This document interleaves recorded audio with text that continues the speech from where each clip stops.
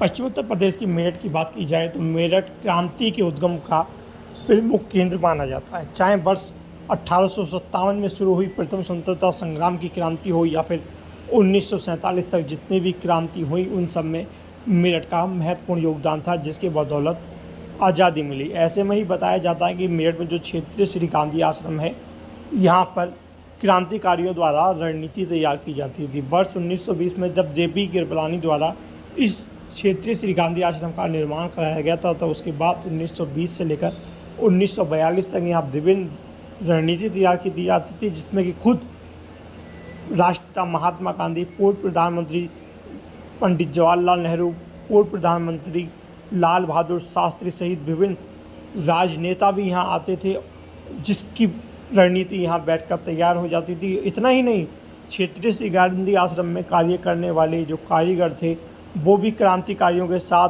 बैठकों में प्रतिभाग करते थे और आज़ादी की इस मुहिम में उन्होंने महत्वपूर्ण योगदान निभाया था। ऐसे में हमारे साथ इतिहासकार डॉक्टर नवीन गुप्ता हैं। हम उनसे जानना चाहेंगे कि वह क्या बताना चाहेंगे कि किस तरीके से इस क्षेत्रीय श्री गांधी आश्रम का भी आज़ादी में अहम योगदान है। जो आपने पूछा है उसका स्पष्टीकरण नहीं हो पाएगा।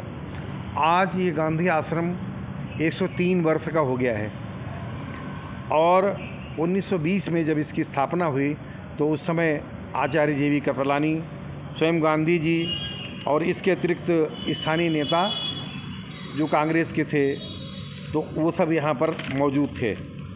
इनमें बाबू शिव प्रसाद गुप्ता प्रमुख रूप से, जमनालाल बजाज और सबसे अहम भूमिका रही चौधरी रघुवीर सिंह की। रघुवीर सिंह नारायण ने ही जो है अपनी जगह इस गांधी आश्रम को दान में दी थी, डोनेट की थी, जिस पर ये बना हुआ है। और इसके बाद यदि हम जो धर्म समाज सुधार आंदोलन हुए उनके अगर हम नेतृत्वकर्ताओं की बात करें तो इनमें प्रमुख भूमिका है महर्षि दयानंद जी की। वो भी यहाँ पर आए और इसके साथ साथ में जो है गोपाल कृष्ण गोखले, विवेकानंद जी, रविन्द्रनाथ टैगोर और मदन मोहन मालवीय जैसे नेताओं का भी जो है इसमें जो है आवागमन बना रहे, क्योंकि ये क्रांतिकारी गतिविधियों का केंद्र बना अपनी स्थापना के साथ ही।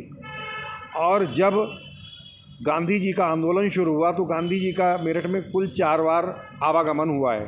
वो 4 बार आए यहाँ पर, और इस आगमन में जब भी वो आए तो गांधी आश्रम जरूर गए। बल्कि जब सबसे पहली बार वो आए हैं 1920 में, तो वो 22 जनवरी से और 30 जनवरी तक जो है लगभग 1 सप्ताह तक रुक कर के जहाँ स्वाधीनता आंदोलन को धार देते रहे, लोगों में जागृति पैदा करते रहे, वहाँ पर जो है रहकर, गांधी आश्रम पर रहकर उन्होंने जो है सारे जो क्रांतिकारी नेता थे उनसे जो है भेंट वार्ता की। और भेंट वार्ता करने के बाद वास्तव में यदि देखा जाए तो ये जो है क्रांतिकारियों की गतिविधियों का केंद्र था उस समय स्वाधीनता आंदोलन में, जहाँ पर सारी योजनाएं बनती थी, फिर उसके बाद उनको अमली जामा पहनाया जाता था।